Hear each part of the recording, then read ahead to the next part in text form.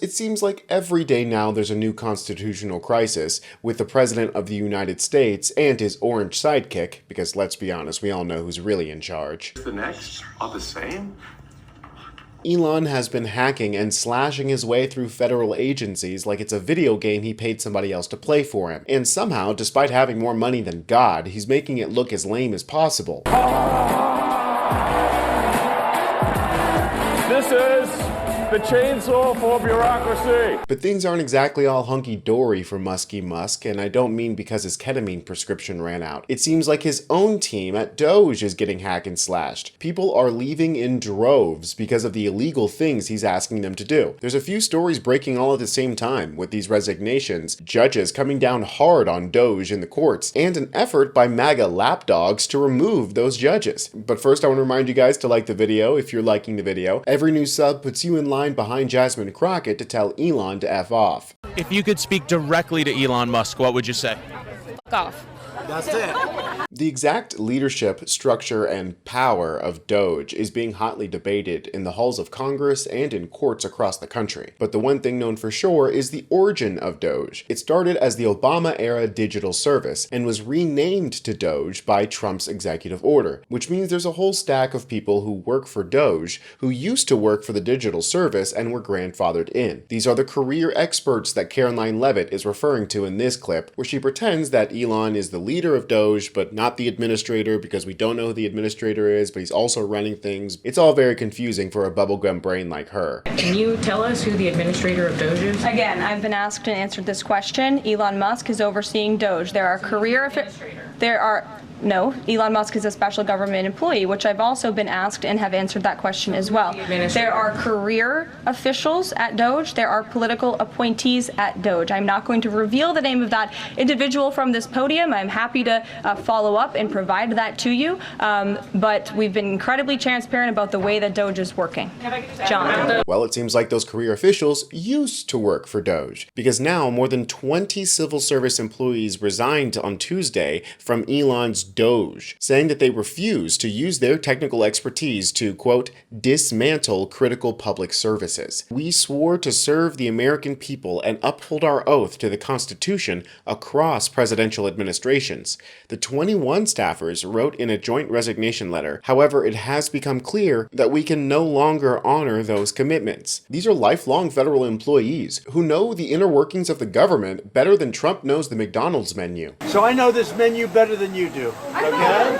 I probably know it better than anybody in here. These were the people who had previously worked at the digital service and said their duties were being integrated into DOGE. Gone is the air of legitimacy that Leavitt was trying to conjure up in that moment. It's now more clear than ever that DOGE is simply Elon's pet project, an unelected private citizen who has been given access to critical systems within the United States government and is using that power to completely drive this country into the ground. Now they can no longer pretend that DOGE is anything more than their private political witch-hunting team. Too bad their team is a bunch of incels who go by the name Big Balls and are anti-Indian racists. And the incompetence is being put on full display by judges across the nation. So many lawsuits have been filed due to Trump's executive orders, it puts Disney to shame. The absolute idiocy coming from the DOGE team cannot be understated. I don't know why I can't get a straight answer from you, he said. Are you aware of an unfreezing of the disbursement of funds for those contracts and agreements that were frozen before February 13th? The attorney representing the government simply replied,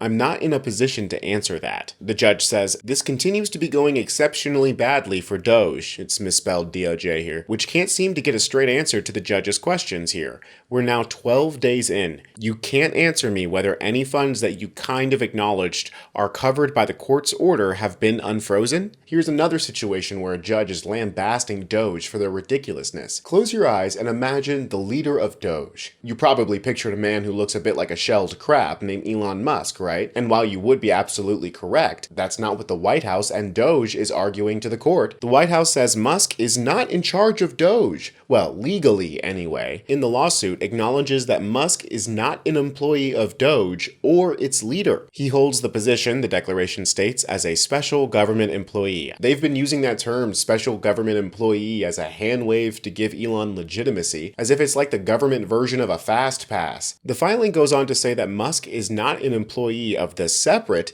U.S. DOGE Service, or the U.S. DOGE Service Temporary Organization. This is what the White House says is officially legally Elon Musk's power. In his role as a senior advisor to the president, Musk has no greater authority than any other senior White House advisor. Mr. Musk has no actual or formal authority to make government decisions himself. Mr. Musk can only advise the president and communicate the president's directives. I'm going to go out on a limb here and say that the president has never spoken to big balls. The president isn't following libs of TikTok and telling DOGE to go kill whatever agency that fascist account posts. No, that's pretty clearly Elon Musk. Elon is pretty obviously the one in charge of DOGE. He brags about it every day. I hate to hit you with a double dose of cringe, but this is literally him bragging about it. So that's why a federal judge said this: plaintiffs legitimately call into question what appears to be the unchecked authority of an unelected individual and an entity that was not created by Congress and over which it has no oversight. And make no mistake, this is exactly what these MAGA people voted for: a billionaire with unchecked authority to make whatever changes he wants. And you better believe that nothing pisses them off like getting smacked down by judges. That's why cowardly House Republicans are bending over backwards to do whatever they can to help Elon destroy the government.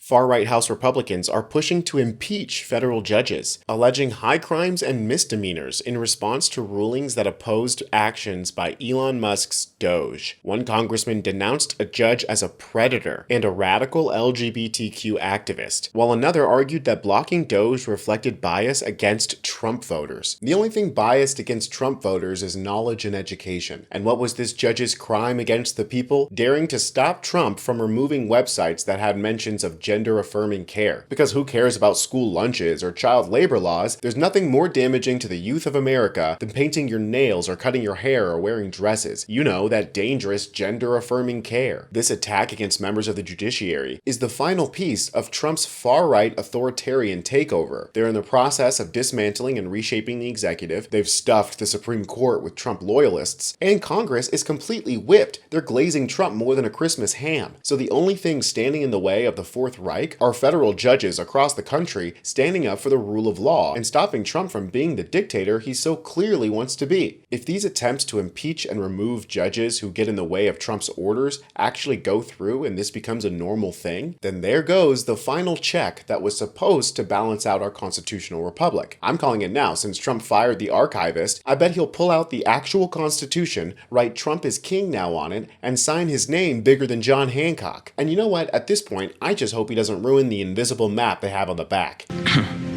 What? I'm gonna steal the Declaration of Independence. I'm Tony Hinderman with Really American, and I'll catch you next time.